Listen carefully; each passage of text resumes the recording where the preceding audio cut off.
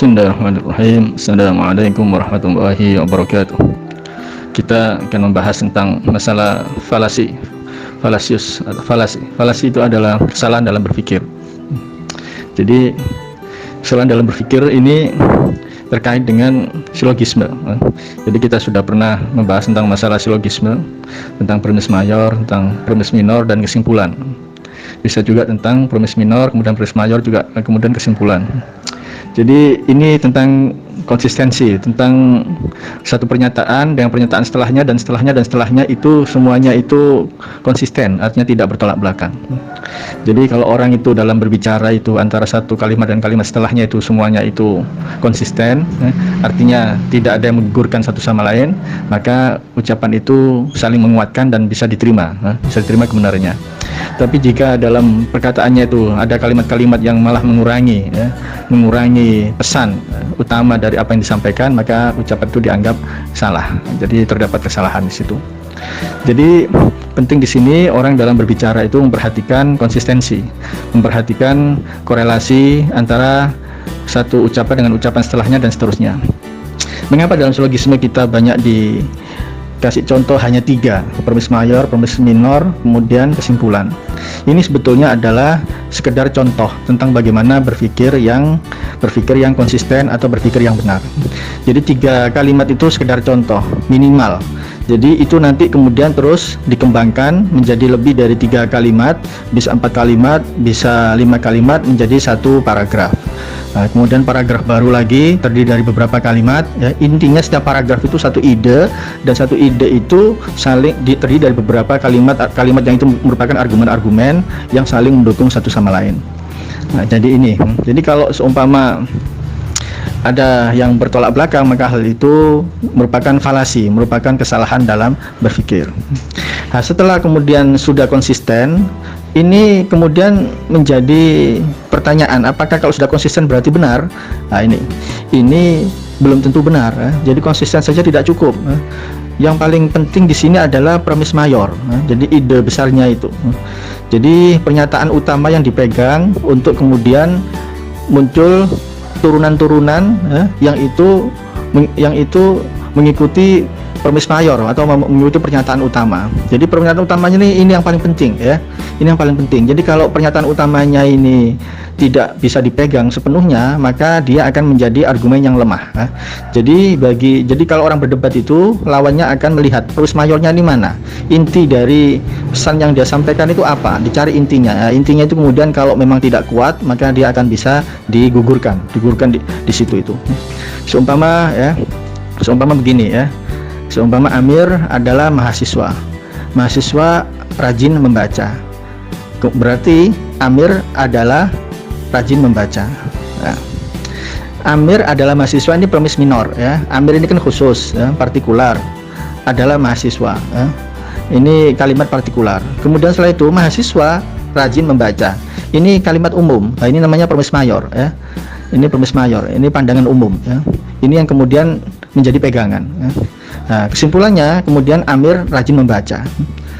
Nah, ini benar nggak? Kalau menurut konsistensi ini benar, ya. Jadi Amir adalah mahasiswa rajin membaca, maka Amir rajin membaca.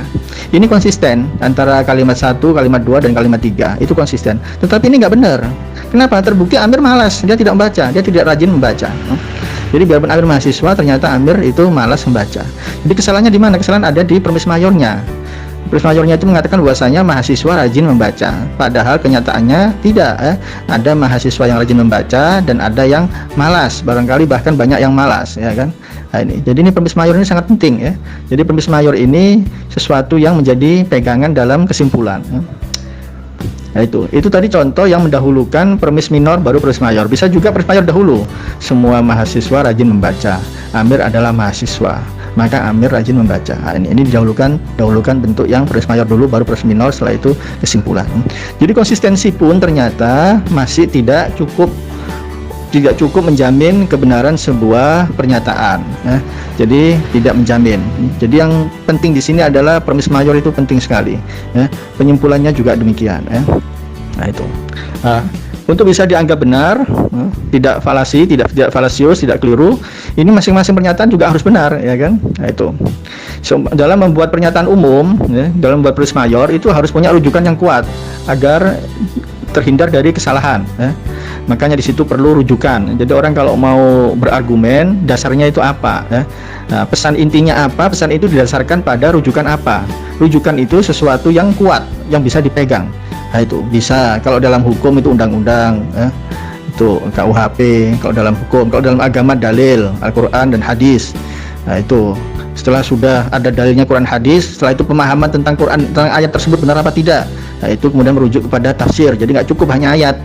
Ayat itu butuh penafsiran. Penafsirannya nanya ke orang yang ahli, para mufassir yang kompeten, yang terkenal. Jadi nggak boleh menafsirkan sendiri. Kalau menafsirkan sendiri itu tidak ada bobotnya, ya. Jadi nggak bisa dipegang. Jadi ayat harus kemudian pakai kitab tafsir yang diakui. Nah, itu jadi jangan menafsirkan sendiri. Nah, ini untuk mencapai apa? Untuk mencapai sebuah dasar pendapat yang bisa dipegang. Nah, itu. Jadi itu tadi falasi yang pertama itu terkait konsistensi. Falasi yang kedua itu seringkali kesalahan terjadi karena premis mayornya keliru. Jadi pegangan utamanya itu keliru. Tuh. Nah, kemudian setelah itu dalam berpendapat itu tadi dikatakan bahwasanya diinginkan oleh Donald Bacon, ya kan? Itu bahwasanya proses berpikir atau penalaran itu bukanlah majikan dari sebuah ide. Yang menjadi ide, yang majikan dari ide itu adalah nurani. Artinya manusia itu dalam berpikir itu seringkali pendapat yang dia sampaikan itu dilatar belakangi oleh banyak hal. Nah, sesuatu yang banyak hal ini yang membentuk pikiran manusia, itulah majikan dari ide. Jadi setelah ide terbentuk, setelah itu baru nalar argumen, setelah itu mengikuti. Nah, di sini. Nah, maka orang kemudian menjadi terbawa emosi. Nah, itu. Jadi emosi, ketidakmampuan untuk berpikir secara moderat itu adalah naluri yang mempengaruhi kondisi batin, yang mempengaruhi penalaran proses berpikir. Nah, itu. Makanya penting sekali orang dalam berpikir itu mengendalikan diri. Sebab kalau tidak, maka apa yang keluar penalaran atau proses berpikir setelahnya itu dihasilkan dari sesuatu yang tidak normal atau sesuatu yang tidak kuat, sebab dia terbawa oleh sebuah kondisi yang membuat dia tidak bisa berpikir secara netral dan objektif. Jadi ini juga bagian dari falasi, yaitu bagian dari kesalahan berpikir. Maka orang dalam berpikir harus memperhatikan kondisi batin, menjaga biar bisa berpikir, bisa kondusif, ya, sehingga dia ketika mengeluarkan pemikiran itu betul-betul dijauhkan dari emosi dan latar belakang yang itu bisa menjauhkannya dari berpikir yang tepat, yang benar dan logis, ya, karena itu tadi, ya, karena dalam berpikir dia betul-betul didasarkan pada kondisi yang sadar, yang normal dan kondisi yang terkendali untuk mencapai sebuah pemikiran yang setepat mungkin dan sebenar mungkin, yang seobjektif mungkin. Jadi tidak terbawa oleh berbagai macam kepentingan-kepentingan, ya. Jadi ini juga falasi, ya, falasi. Jadi orang itu kayak itu berbicaranya argumennya mantap, tapi sebetulnya simpel saja, dia di situ untuk membela kepentingan tertentu. Nah, ini. Nah, itu, ya sah-sah saja dalam sebuah proses perdebatan untuk mencapai sebuah sintesis atau pendapat alternatif, itu perlu menciptakan kontradiksi. Jadi untuk muncul pandangan netral, pandangan moderat yang ada di tengah, bisa saja tidak masalah. Tetapi tetap itu semuanya harus didasarkan pada objektivitas. Jadi tidak semata mengikuti garis pemikiran institusi yang ada di belakangnya. Jadi itu. Jadi demikian tentang falasi, bahwasanya orang dalam berpikir itu dimungkinkan terjadi kekeliruan, dan itu bisa dari faktor konsistensi berpikir, bisa dari kesalahan dalam mengambil rujukan untuk menentukan premis mayor atau pernyataan yang dipegang, bisa juga terjadi dari sisi mentalitas. Jadi dia berada dalam kondisi yang tidak bisa berpikir jernih. Saya pikir itu akhirul kalam. Wassalamualaikum warahmatullahi wabarakatuh.